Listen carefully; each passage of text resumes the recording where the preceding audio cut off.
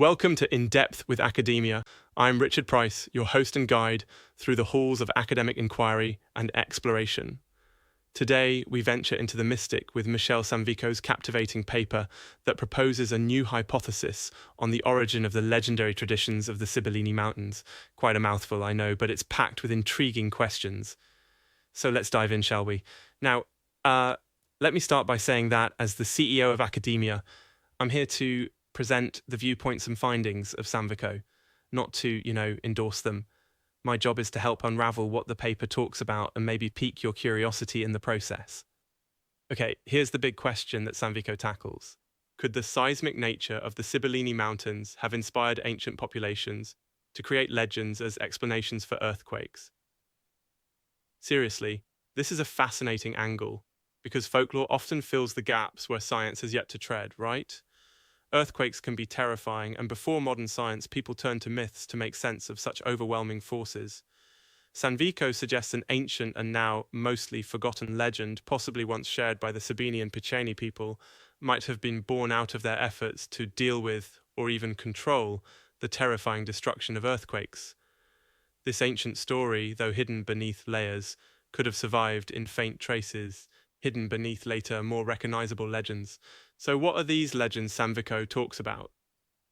There are two prominent ones tied to the Sibillini Mountains.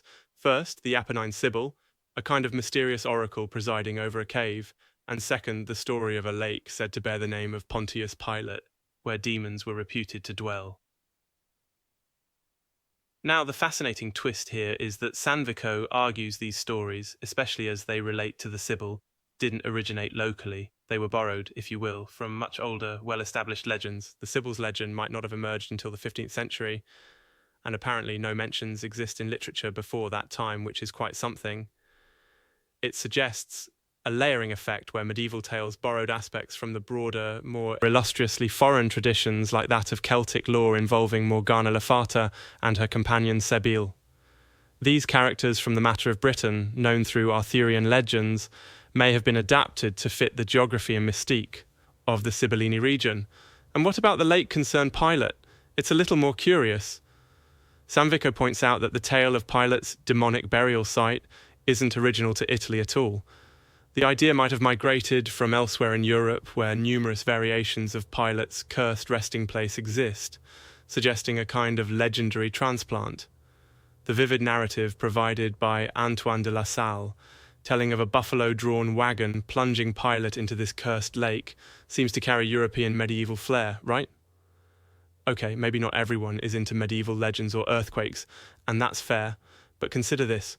Sanvico invites us to think about how seismic activity, inasmuch as it affects the land physically, could have equally profound impacts culturally and psychologically on the people who live through it. Just imagine experiencing an earthquake in ancient times, feeling the ground shake and seeing rocks tumble, the sky swirled in dust. Thankfully, such scenes are rare in our comfy suburban lives today. So, let's wrap this up.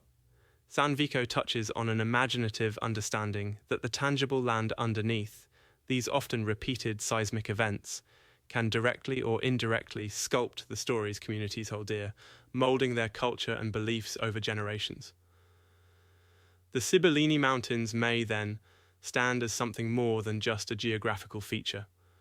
What Sanvico's research, with its blend of science, history, and mythology encourages is this reflective connection to how we, as humans, try to root our understanding of, everything, our origins, our fears, our stories, in the nature that surrounds us. So, do you think, given our discussion, could the physical, tangibility, the place, really shape legends and people's beliefs over, time? Quite the thought, isn't it? Well, it's certainly left me with a lot to ponder. Thank you for joining me on In Depth with Academia. I look forward to our next deep dive into the treasure troves of research. Until next time, keep questioning, keep exploring, stay curious.